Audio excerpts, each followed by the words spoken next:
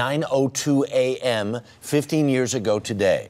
That's when a blast ripped through the federal building in Oklahoma City, killing 168 people. Survivors and family members will attend a memorial today. The bombing was the deadliest domestic terror attack in U.S. history. But are we any safer? CBS News Homeland Security correspondent Bob Orr has more. Bob, good morning. Good morning, Harry. Well, in the 15 years since the Oklahoma City bombing, we have seen other attacks by domestic extremists. The shootings at Fort Hood last fall, the deliberate crash in February of a small plane into an IRS building in Texas, just two examples. But we have to say the domestic incidents have been largely overshadowed by the threat from al-Qaeda. Now, with homegrown radicalism on the rise, some security experts warn we need to better secure the home front. Survivors of the Oklahoma City bombing, even 15 years later, the wounds are still fresh. It seems like some weeks I cry every day, and then sometime you can go for a month and not cry. That day, April 19, 1995, changed everything for the families of the 168 killed and the 600-plus survivors. And it changed the way all of us live. Blast barriers now surround many offices and federal buildings. Heavily armed security forces routinely patrol train stations and airports. Still, experts warn we remain vulnerable.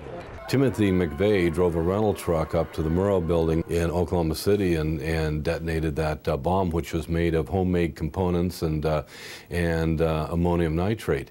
You could still do that tomorrow. A CBS News poll found that nearly 40% of Americans now believe domestic terrorism is a bigger threat than international terrorism. A marked increase from the foreign-focused fears triggered by 9/11.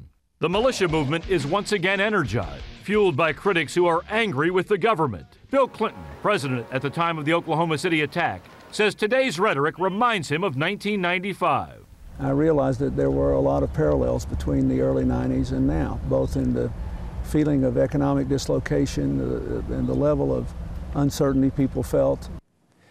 Survivors and family members of those who died in the bombing are now gathering at the blast site in Oklahoma City to commemorate the anniversary and to make a larger point that we all have to remain vigilant. Harry? Speaking of that vigilance, what do your sources tell you about the threat of domestic terrorism? It's about the same, they think, Harry, as it is from transnational terrorists. But the big problem, the lone wolf, the radicalized American who can travel freely, who can reach across and touch real al-Qaeda groups. Najibullah Zazi, the man that wanted to bomb the subways in New York, is kind of the poster boy for the threat. All right, Bob Orr, thanks so much. Do appreciate it. A lot happens early on The Early Show, weekday mornings on CBS.